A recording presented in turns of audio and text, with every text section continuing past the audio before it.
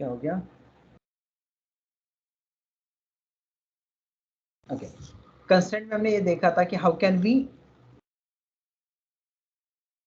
Apply constraints on a table. पहले तो हमने ये देखा था कि कंस्ट्रेंट होता क्या है।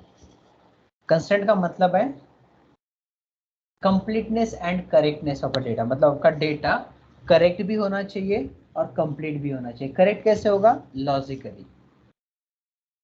हमारा डेटा कंप्लीट भी होगा और करेक्ट भी होगा, लॉजिकली कंप्लीट और लॉजिकली करेक्ट। उसके बाद हमने ये देखा था कि हमारे पास कौन से कंस्ट्रेंट्स हैं। हमारे पास पहला कंस्ट्रेंट है primary key, sorry not null. Second constraint है हमारे पास primary key constraint. Third constraint था हमारा not null, sorry foreign key constraint. नहीं, कुछ गड़बड़ हो गया। पहला कंस्ट्रेंट था हमारा नॉट नल, सेकंड कंस्ट्रेंट हमारे पास था प्राइमरी की, थर्ड कंस्ट्रेंट अपने पास था यूनिक कंस्ट्रेंट, फोर्थ है अपने पास फॉरेन की, एंड लास्ट कंस्ट्रेंट है अपने पास check constraint. Out of these हमने एक पहला देखा प्राइमरी, सॉरी नॉट नल वाला। नॉट नल क्या बोलता था कि हम किसी भी रिकॉर्ड को नल नहीं रख सकते, जिसको भी हम नॉट नल मेंशन करेंगे उसको हम नल नहीं रख सकते, तो null is not allowed. But उसमें एक दिक्कत होती थी कि उसमें रिपीटेड रिकॉर्ड्स अलाउ होते थे, तो इसलिए हमने दूसरा कंस्टेंट देखा था प्राइमरी की कंस्टेंट। तो प्राइमरी की कंस्टेंट में क्या होता था, हमारे पास जितनी भी रिकॉर्ड्स है और जिस कॉलम पे भी हम प्राइमरी की अप्लाई करेंगे वो कॉलम हमें unique and not null record allow करता है। मतलब रिपीटेड रिकॉर्ड भी अलाउड नहीं है, प्लस उसमें नल रिकॉर्ड्स भी अलाउड नहीं है। उस प्राइमरी की के कुछ हम रूल्स देखे थे। हमने रूल में देखा था कि पहला रूल था एक टेबल पे एक ही प्राइमरी की क्रिएट हो सकता है, एक से ज्यादा प्राइमरी की इज नॉट अलाउड। और दूसरा रूल यह था कि हम मल्टीपल कॉलम्स को कंबाइन करके प्राइमरी की बना सकते हैं। उसके बाद हमने देखा था यूनिक कंस्टेंट। तो unique constraint is what alternative of a primary key, हमने देखा था। यूनिक कंस्टेंट जो है वो प्राइमरी की जैसा ही है, मतलब क्या कि इसमें भी यूनिक रिकॉर्ड्स अलाउड है, but unique constraint allows one null value. आपका यूनिक कंस्टेंट जो है वो एक नल वैल्यू अलाउ करता है, ये हमने देखा था। उसके बाद हम कुछ कंस्टेंट्स हैं जो इसी के पार्ट है, ये कीज है। कभी कभी इंटरव्यू में ना एक की पूछते हैं, व्हाट इज कंपोजिट की। पहले तो एक व्हाट इज सिंपल की। सिंपल की का मतलब क्या होता है, it is primary key applied on single column. मतलब जिस कोई भी ऐसा की जो सिंगल कॉलम पे अप्लाई करते हैं ना उसको सिंपल की बोलते हैं। और दूसरा होता है कंपोजिट की। कंपोजिट की मतलब क्या है, it is a primary key applied on more than one column.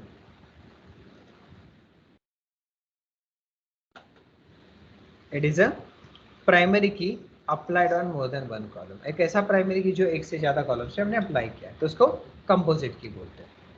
Alternate की क्या होता है, अल्टरनेट की का मतलब होता है यूनिक की।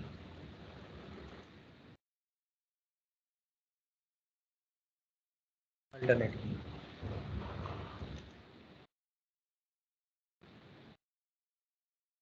तो ये कुछ कीज होते हैं। कभी कभी इंटरव्यू बोलते हैं कि कौन से डिफरेंट टाइप की कीज है बताओ, तो ये कीज होते हैं। और फॉरेन की को हम बोलते हैं रेफरेंस की।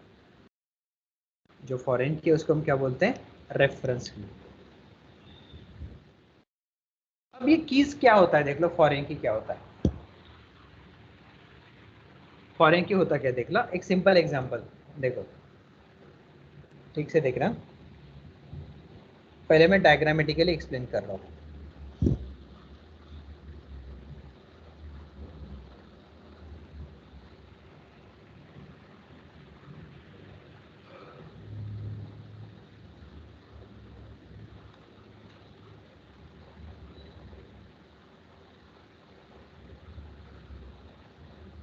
देख लो, मैं थोड़ा एक टेबल डिजाइन कर रहा हूँ।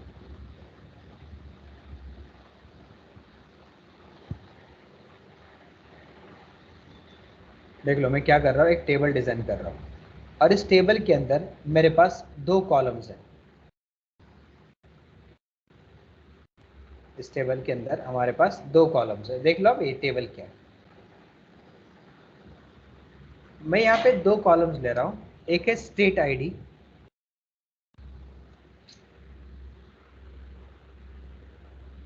थोड़ा हैंग हो रहा है पता नहीं क्यों, चेक कर लेते हैं।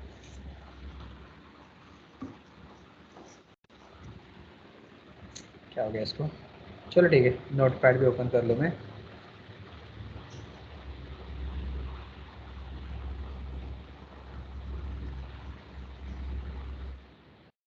देख लो पहला कॉलम मैं ले रहा हूँ स्टेट आईडी और दूसरा कॉलम में लेता हूँ स्टेट नेम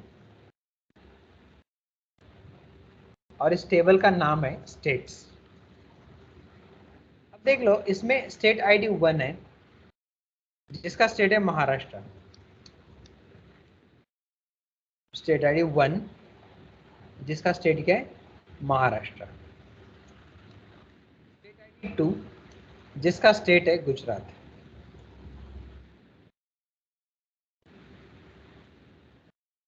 मान लो चलो 2 ही स्टेट है मेरे पास। अब मुझे क्या करना है, और एक टेबल क्रिएट करना है और उस टेबल पे आई एम हैविंग कुछ कॉलम्स। क्या करना है, हमें कुछ कॉलम्स क्रिएट करने हैं। अब ठीक से देख लो, इस स्टेट्स टेबल को देखो। इस स्टेट्स टेबल के अंदर हमारे पास स्टेट आईडी और स्टेट नेम ऐसे 2 कॉलम्स है। कौन से 2 कॉलम्स है, स्टेट आईडी और स्टेट नेम। इसमें स्टेट आईडी जो है ना, स्टेट आईडी वो हमें क्या चाहिए, यूनिक चाहिए, यूनिक, और नॉट नल भी चाहिए। तो वो क्या होगा, ऑब्वियसली प्राइमरी की होगा। वो क्या होगा, प्राइमरी की। तो यहाँ पे स्टेट आईडी पे क्या क्रिएट किया है, फिर प्राइमरी की कॉलम है। स्टेट आईडी जो है वो प्राइमरी की कॉलम है। तो अब उसी प्राइमरी की के बेसिस पे मुझे और एक नया टेबल क्रिएट करना है। उसी स्टेट आईडी के बेसिस पे मुझे क्या करना है, और एक नया कॉलम क्रिएट करना है, सॉरी नया टेबल क्रिएट करना है। तो वो नया टेबल क्या होगा देख लो, जिसके अंदर मेरे पास सिटी आईडी, नेम और उसी के अंदर और एक कॉलम होगा जो होगा स्टेट आईडी। ऐसे कॉलम होने चाहिए, city ID, city name and state ID होगा। City ID, city name and state ID. तो अब देख लो मैं क्या चाहता हूं, सिटी आईडी अगर 1 है जिसका सिटी है पुणे, वो किसके अंडर आएगा, महाराष्ट्र, और महाराष्ट्र का स्टेट आईडी क्या है 1। आईडी 2 क्या है, मुंबई, स्टेट आईडी क्या है 1। आईडी 3 लेता हूं मैं यहाँ पे, मान लो आ रहा है सूरत, सूरत किसके अंडर आता है, गुजरात, तो आईडी क्या आएगा 2। आईडी 4 मान लो मैं लिखता नासिक, नासिक इज इन महाराष्ट्र, तो आईडी 1। मान लो मैं आईडी 5 ले रहा हूं और मैं यहाँ पे लिखता हूँ बैंगलोर। अब बैंगलोर के लिए हमारे पास यहाँ पे स्टेट है ही नहीं, बैंगलोर का हमारे पास स्टेट है ही नहीं। तो ऐसे केस में क्या होना चाहिए पता है, ये अगर मैं यहाँ पे 3 या कोई भी आईडी दूं ना, ये अलाउड ही नहीं करना चाहिए इसने वो आईडी अलाउ ही नहीं करना चाहिए। तो मैं चाहता हूँ कि जो पहला टेबल मैंने बनाया जिसमें स्टेट आईडी मैंने एक फॉरेन की लिए, मैंने क्या किया, पहला टेबल बनाया जिसमें स्टेट आईडी मैंने फॉरेन की लिए, स्टेट सॉरी प्राइमरी की ली है। तो मुझे क्या चाहिए, उस प्राइमरी की के बेसिस पे नया टेबल बनना चाहिए। क्या चाहिए, उसी प्राइमरी की के बेसिस पे एक नया टेबल बनना चाहिए। तो ये जो नया टेबल बनेगा उसमें मैंने स्टेट आईडी रेफरेंस के लिए लिया हुआ है। क्या किया मैंने, स्टेट आईडी जो है वो रेफरेंस के लिए लिया है। इसलिए इस टेबल का जो प्राइमरी की रहेगा, टेबल का जो प्राइमरी की रहेगा वो इस टेबल के लिए क्या बनेगा, एज अ फॉरेन की। क्या बनेगा उसके लिए, एज अ फॉरेन की।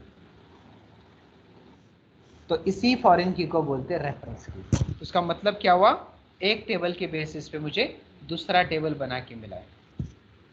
क्या मिला, एक टेबल के बेसिस पे दूसरा टेबल बना के मिला। तो ये कैसे बनाओगे अभी देख लो, ठीक से देख लो।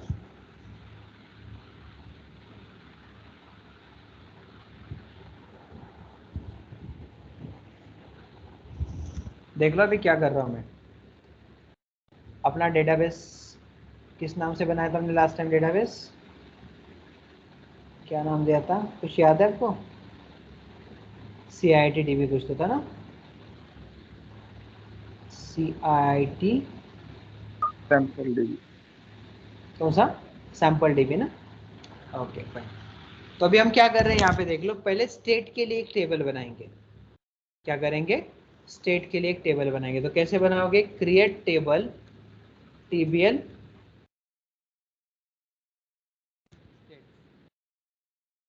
के अंदर दो कॉलम्स में लूंगा। पहला स्टेट ID इंट, और मैं यहाँ पे क्या करूंगा, प्राइमरी की डायरेक्टली लिखता हूँ, या फिर अपने वे से कैसे, कंस्ट्रेंट PK ID और प्राइमरी की।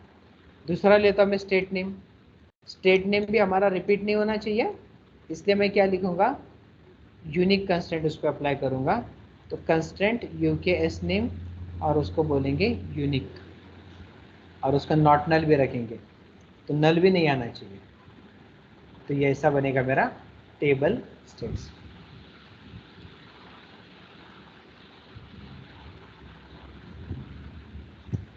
ओके, अब ये टेबल बन गया।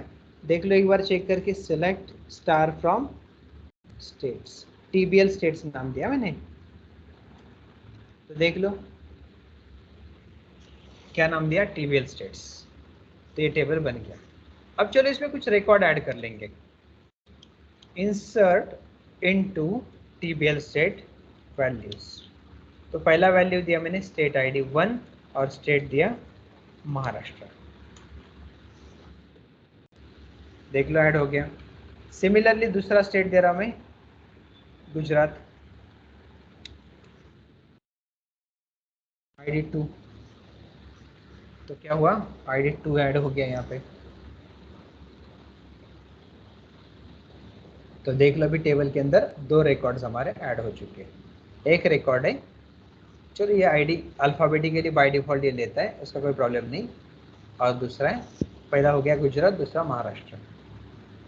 तो ऐसे दो रिकॉर्ड्स मैंने यहाँ पे ऐड कर दिए। टेबल के बेसिस पे मुझे दूसरा टेबल बनाना है। तो देख लो कैसे बनाओगे, create table TBL cities, city ID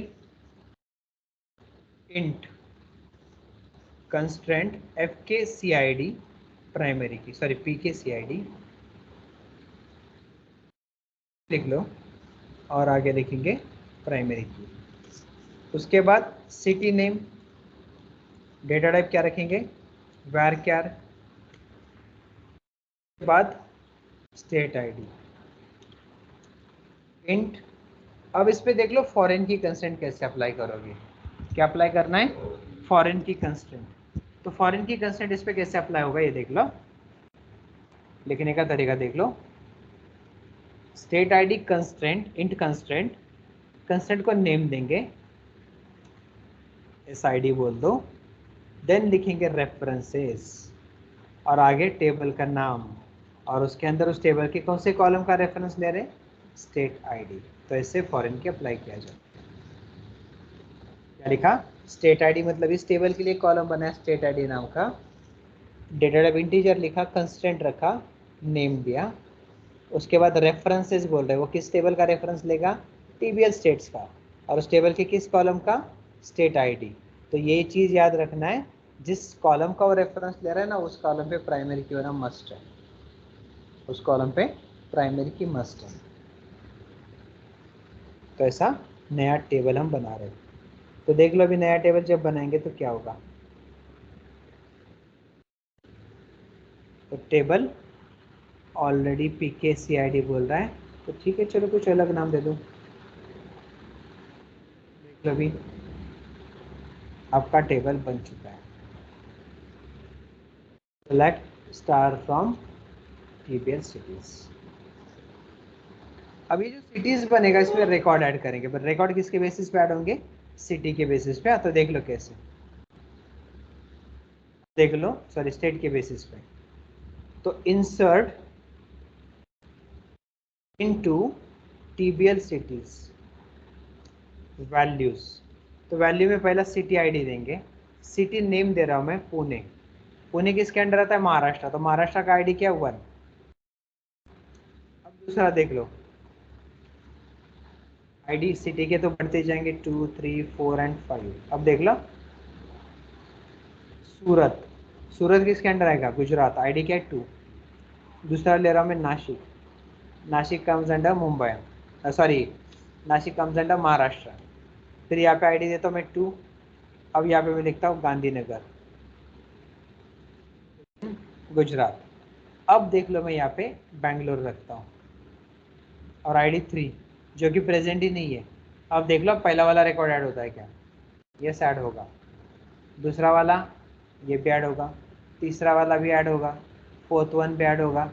अब फिफ्थ वन ऐड क्यों नहीं होगा? इसका रीजन देख लो। क्यों नहीं हो रहा है? क्योंकि स्टेट आईडी 3 अपने पास है ही नहीं ना टेबल में। अपने पास टेबल के अंदर स्टेट आईडी 3 प्रेजेंट ही नहीं है, तो वो रेफरेंस कैसे लेगा? जो है नहीं उसका रेफरेंस लेना भी पॉसिबल नहीं है। क्या करेंगे? जो है नहीं उसका रेफरेंस भी कैसे निकालेंगे? पॉसिबल ही नहीं है। तो ये होता है आपका फॉरेन की। क्या होता है ये? फॉरेन की। समझ में है? Yes sir. कोई डाउट, कोई क्वेश्चन किसी को?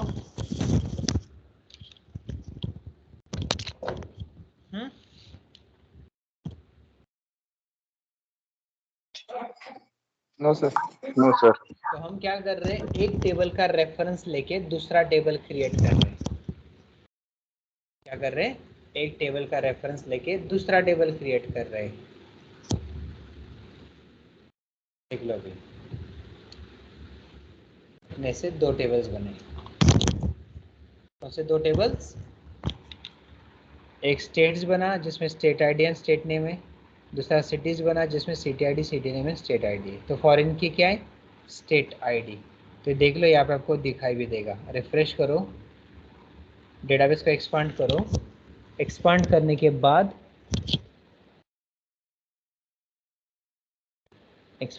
बाद आपका डेटाबेस दिखेगा और उसके अंदर आपके टेबल्स।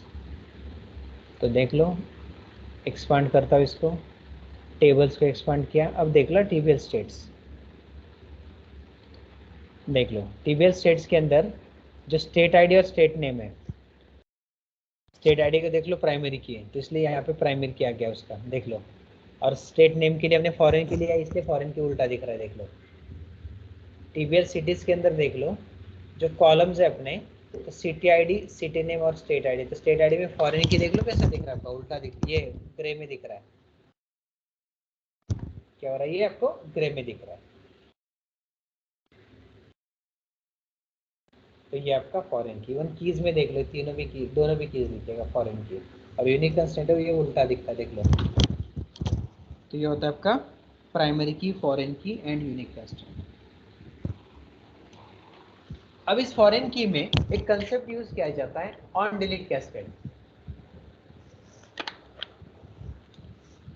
उसका मतलब क्या होता है देख लो। अब ठीक से देखो, इस स्टेट्स के अंदर 2 स्टेट है, एक महाराष्ट्र और गुजरात। और मैं चाहता हूं ना एक डेटाबेस एक स्टेट को डिलीट करो। डिलीट करने का क्वेरी क्या है देख लो, delete from TBL states where state ID equals to 2 मान लो। मैं क्या कर रहा हूँ? स्टेट्स टेबल में से रिकॉर्ड को डिलीट करना चाहता हूँ, बट कौन सा रिकॉर्ड? जिसका स्टेट आईडी 2 है, जिसका स्टेट आईडी 2 है। तो देख लो डिलीट करने जा रहा हूँ तो क्या होता है, ये आपको अलाउड नहीं करेगा। क्यों अलाउड नहीं करेगा? क्योंकि स्टेट आईडी 2 को अपने टेबल में रेफर किया ना, आपके सिटीज टेबल में। स्टेट आईडी 2 को अपने सिटीज टेबल में रेफर किया हुआ है। तो रेफर किया हुआ है, ऑलरेडी रेफरेंस दिया हुआ है, तो डिलीट नहीं होने देगा। तो इसलिए हम फॉरेन की में कंसेप्ट यूज करते हैं, वो है on delete cascade. Delete cascade का मतलब क्या है कि अगर आपके मेन टेबल से, मेन टेबल मतलब आपका स्टेट से जो पेरेंट है, और दूसरा टेबल है सिटीज जो कि चाइल्ड है, तो अगर आपके पेरेंट से कुछ रिकॉर्ड डिलीट हो जाता है तो आपके चाइल्ड से भी रिकॉर्ड डिलीट होना चाहिए। पेरेंट से अगर कोई रिकॉर्ड डिलीट होता है तो चाइल्ड से भी डिलीट होगा। अभी क्या हो रहा है, पेरेंट से रिकॉर्ड डिलीट करने जाते हो तो अलाउड ही नहीं कर रहा आपको, तो ये अभी कैसे अलाउ करेगा देख लो। तो मैं क्या कर रहा हूँ, टेबल्स को वापस ड्रॉप करता हूँ, लिखता हूँ मैं, देख लो स्टेट्स तो रहेगा, सिटीज को बस ड्रॉप कर रहा हूँ मैं। कैसे करोगे, ड्रॉप टेबल सिटीज।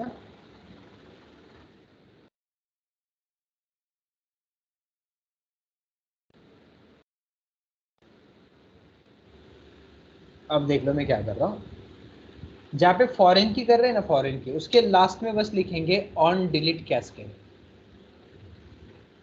जहाँ पे फॉरेन की कर रहे हैं उसके लास्ट में क्या लिख रहे हैं, ऑन डिलीट कैस्केड। तो अभी देख लो क्या होता है। अब हम क्या कर रहे हैं, कुछ रिकॉर्ड्स ऐड कर रहे हैं। अभी नीचे देख लो, ये जो रिकॉर्ड्स है अपने, ये सारे रिकॉर्ड ऐड होने चाहिए। ये सारे मतलब इतने तो एटलीस्ट होंगे, लास्ट वाला नहीं होगा। अब देख लो, आपके दोनों टेबल में रिकॉर्ड है, सिटी के अंदर भी है, स्टेट्स के अंदर भी है। अब पहले मैं जब स्टेट को डिलीट कर रहा था तो हो नहीं रहा था, अब मैं डिलीट करने जा रहा हूँ तो देख लो क्या होता है, डिलीट हो गया। और डिलीट क्या हुआ ठीक से देख लो, स्टेट भी चला गया और उसके जितने भी सिटीज थे ना वो सारे चले गए। तो गुजरात जो स्टेट था उसके सारे सिटीज भी चले गए, एक भी नहीं बचा। तो कैस्केड क्या बोल रहा है, अगर आपके पेरेंट टेबल से कुछ रिकॉर्ड डिलीट हो जाते तो चाइल्ड टेबल से भी वो रिकॉर्ड डिलीट होगा, अगर वहां पे रेफर किया है तो। समझे, ये ऑन डिलीट कैस्केड। तो चलो फॉरेन की का पहले डेफिनेशन लिखते हैं। फॉरेन की मतलब क्या होता है,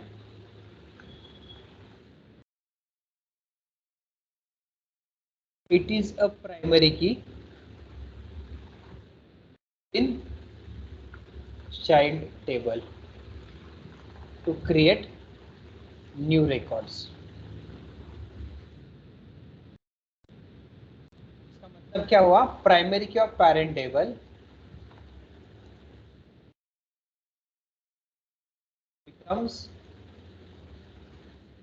foreign key a child table.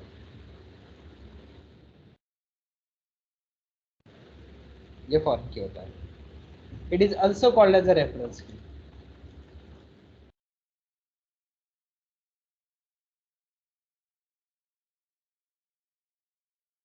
Is also called as a reference. तो ये आपका फॉरेन। तो फॉरेन की में हमने क्या लिखा, on delete cascade. On delete cascade का मतलब क्या होता है,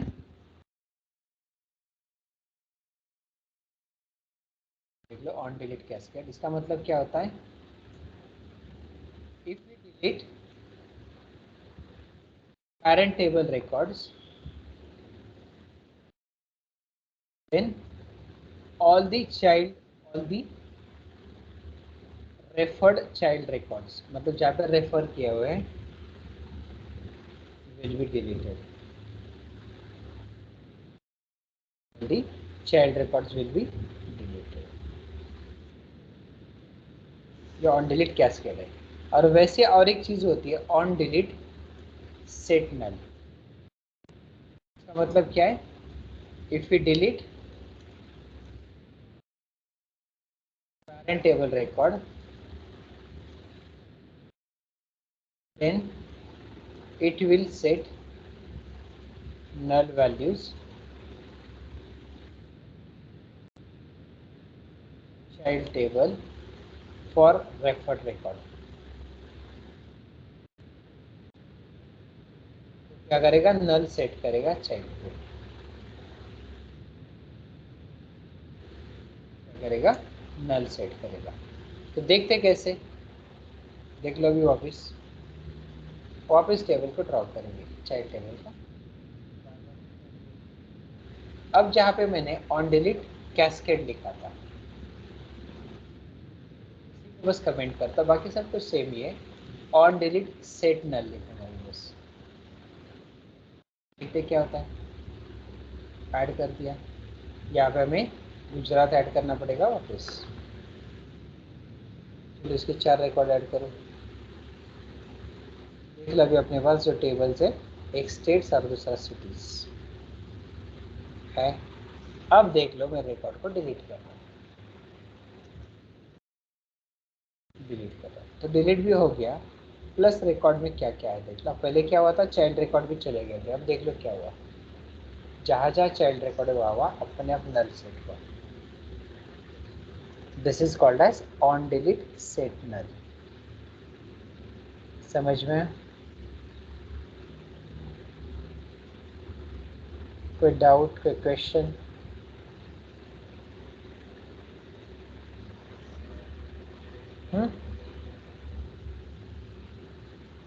यहाँ तक समझ में? कोई डाउट, कोई क्वेश्चन किसी को? हेलो,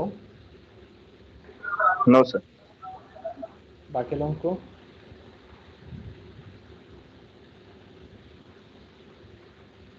बाकी लोगों को नहीं ना? तो ये हो गया आपका फॉरेन की कंस्ट्रेंट। अब नेक्स्ट कंस्ट्रेंट है आपका लास्ट वन बचा हुआ, that is called as a check constraint. Check constraint. तो चेक कंस्ट्रेंट का मतलब क्या है कि हम अलग अलग कंडीशंस अप्लाई कर सकते हैं टू इंसर्ट द रिकॉर्ड्स। तो क्या क्या कंडीशन अप्लाई कर सकते हैं, जैसे देख लो एक सिंपल एग्जांपल। मान लो मैं स्टूडेंट के मार्क्स ऐड कर रहा हूँ, तो उसमें मुझे क्राइटेरिया सेट करना है कि मार्क्स जो है 0 से लेस नहीं होनी चाहिए और 100 से ग्रेटर नहीं होनी चाहिए, क्योंकि आउट ऑफ 100 ही होते हैं परसेंटेज हो या मार्क्स। तो मैं चाहता हूँ कि 0 से ग्रेटर, सॉरी 0 से लेस या फिर 100 से ग्रेटर नहीं होनी चाहिए। या फिर मान लो मैं कोई डेट ऐड कर रहा हूँ, तो जो भी डेट है वो ग्रेटर देन आज का डेट नहीं होना चाहिए। जो भी डेट है वो ग्रेटर देन आज का डेट नहीं होना चाहिए। तो ऐसे सब कुछ कंडीशंस हम कैसे अप्लाई करेंगे बाय यूजिंग चेक कंस्ट्रेंट, ये देख लो। चलो मैं एक यहाँ पे ना टेबल ले रहा हूँ, नया टेबल लेता हूँ मैं, या फिर आई थिंक अपने पास स्टूडेंट्स का टेबल होगा ही ना। चलो है अपने पास स्टूडेंट्स का टेबल, ये अपना स्टूडेंट्स टेबल। क्या क्या रिकॉर्ड्स थे?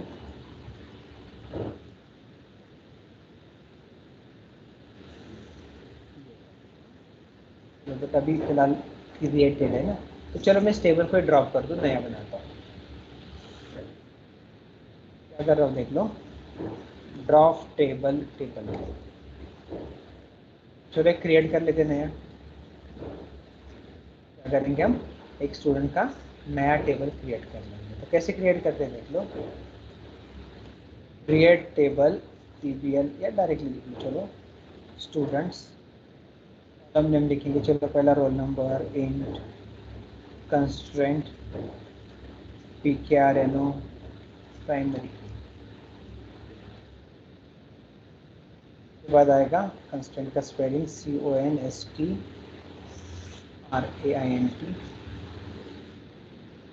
Name varchar। मैं यहाँ पे ना परसेंटेज देता हूँ और उसके लिए डेटा फ्लोट रखते हैं, मतलब पॉइंट में भी हो सकता है परसेंटेज।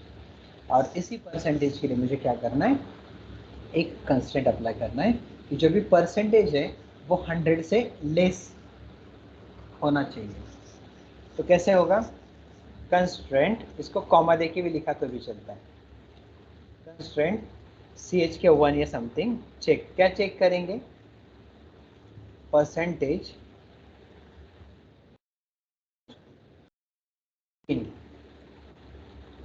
0 and 100। जो भी परसेंटेज है 0 to 100 के बीच का चाहिए। देख लो, अब ट्राई करके देखते हैं। Insert into students, then values. तो वैल्यूज में रोल नंबर 1 नेम दिया अजय, परसेंटेज देता हूँ मैं 90। It is in between 0 to 100, तो ये एक्सेप्टेबल है। स्पेलिंग अच्छा, टेबल का नाम ही गलत हुआ है ना हमारे। चलो ठीक है, वापस में बनाता हूँ नया टेबल, और पहला जो नेम था उसको हटा के उसको ड्रॉप ही करता हूँ।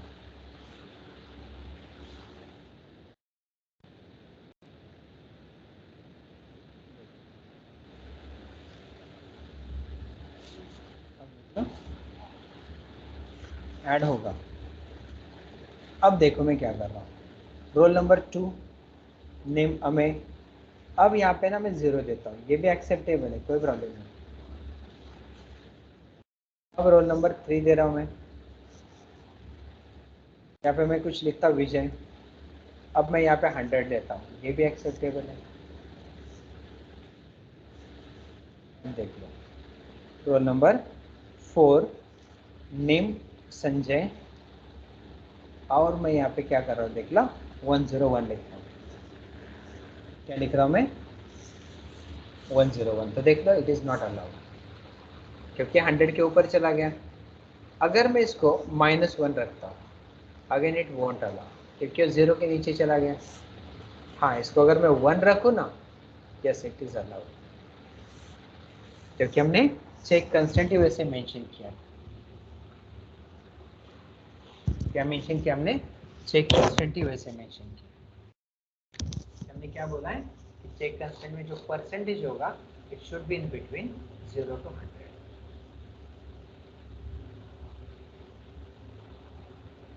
समझ में आया? ये हो गया आपके सारे कंस्टेंट्स। अब इसमें बहुत सारे कंस्टेंट्स हम अप्लाई भी कर सकते हैं। जैसे मान लो मैं इसी में एक बर्थ डेट लेता और मुझे क्वेश्चन ये सॉरी रजिस्ट्रेशन डेट लेंगे स्टूडेंट का, और वो रजिस्ट्रेशन डेट आज के डेट के बाद का नहीं होना चाहिए। तो कैसे करोगे देख लो। चलो ड्रॉप करते स्टूडेंट्स को, स्टूडेंट नेम। देख लो मैं इसमें ना परसेंटेज के पहले रजिस्ट्रेशन डेट लेता हूँ, उसके लिए डेट टाइप जो डेट रखेंगे डेट। अब देख लो इसके लिए भी कंस्ट्रेंट मैं क्रिएट कर रहा हूँ, देख लो वो और एक कंस्ट्रेंट, कंस्ट्रेंट CHK2। ऐसा कंस्ट्रेंट क्रिएट कर रहे हैं, कंस्ट्रेंट CHK2, और क्या करेंगे, चेक रजिस्ट्रेशन डेट। क्या चेक करेंगे, ब्रैकेट दे दो यहाँ पे, registration date less than equal to get date होना चाहिए। गेट डेट मतलब आज का डेट, तो आपका जो डेट है वो आज के डेट से लेस या इक्वल टू होना चाहिए। अब देख लो जब रिकॉर्ड ऐड कर रहे हैं तो यहाँ पे मैं डेट कैसे दे रहा हूँ देख लो, 2022-01-01, ये मंथ है ना, ये डे, तो डे में ना 22 देता हूँ। देख तो अलाउ होता है क्या, डेट फॉर्मेट गलत हुआ, ये ईयर में चला जाएगा और ये सॉरी मंथ में चला जाएगा और ये ईयर डे में। देख लो और कुछ गड़बड़ हो रहा है क्या, इंट क्यों ले रहा है, नेम ओ यहाँ पे गलत हुआ, कॉलम सीक्वेंस गलत हुआ ना, डेट के बाद परसेंटेज चाहिए। देख लो अभी ये एक्सेप्ट कर रहा है, ये एक्सेप्ट कर रहा है। अब नेक्स्ट देख लो, ID 2 नेम कुछ लिखता मैं अमें। अब ये क्या कर रहा है देख लो, आज का डेट कितना है, 20th of April। तो मैं यहाँ पे क्या कर रहा हूँ, अप्रैल के लिए आएगा 0, सॉरी अप्रैल यहाँ पे आएगा 04, और कितना है 20, तो 20। तो देख लो ये आज का डेट भी एक्सेप्ट कर लेगा। हमने क्या लिखा है, less than equal to, it is acceptable. But अगर मैं 21 करता हूँ देख लो, कर रहा हूँ 21 और यहाँ पे ID 3 लेता हूँ, वोंट अलाउ। इवन उसके आगे कोई भी डेट दे दो, इवन ईयर भी चेंज कर लो। मैंने चलो लिखा है यहाँ पे BC लिखेंगे, बट मंथ जो है 5 रखता हूँ, तो ऑब्वियसली ये भी बात का ही हो गया ना, तो ये भी अलाउड नहीं है। तो ये होता है आपका चेक कंस्ट्रेंट। समझ में? कोई डाउट, कोई क्वेश्चन?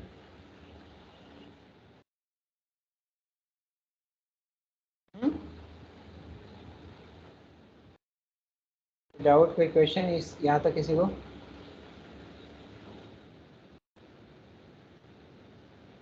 No sir.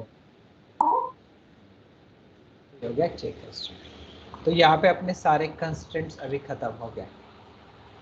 यहाँ पे क्या हुआ, आपका सारा कंस्ट्रेंट्स अभी खत्म हो गया। तो हमने प्राइमरी की, यूनिक, फॉरेन की, नॉट नल, चेक कंस्ट्रेंट, ये सारे कंस्ट्रेंट्स देखे। आप लोगों को मैंने एक टास्क दे रहा हूँ अभी, इस पे आपको काम करना है। देखो टास्क क्या है।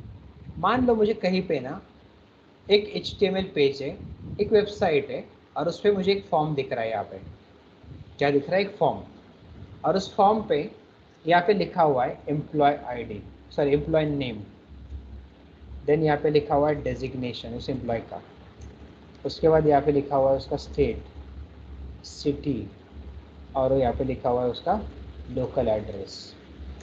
उसके बाद यहाँ पे लिखा हुआ है उसका एम्प्लॉय नेम हो गया, सिटी, देन सैलरी, उसके बाद यहाँ पे लिखा हुआ है एम्प्लॉय टाइप, मतलब परमानेंट या कॉन्ट्रैक्ट बेसिस पे, और लास्ट में एक फॉर्म है। ऐसा एक फॉर्म मुझे दिख रहा है किसी एक वेबसाइट पे, और उस फॉर्म पे कुछ एक फील्ड है उसके आगे।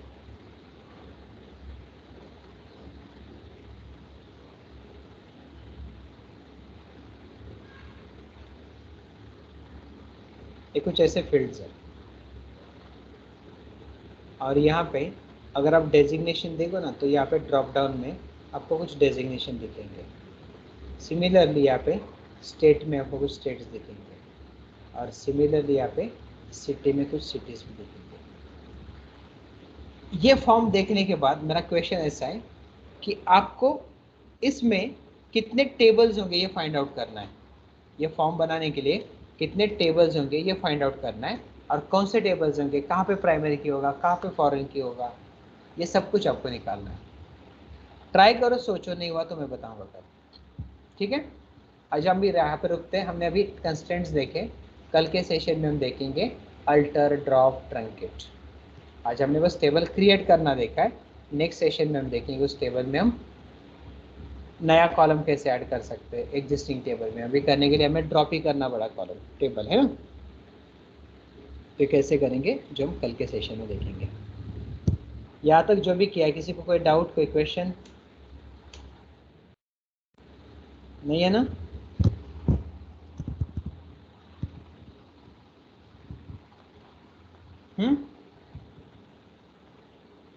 No sir. ओके, ठीक है, चलो ठीक है, आज के लिए रुकते हैं यहाँ पे, कल करते हैं कंटिन्यू।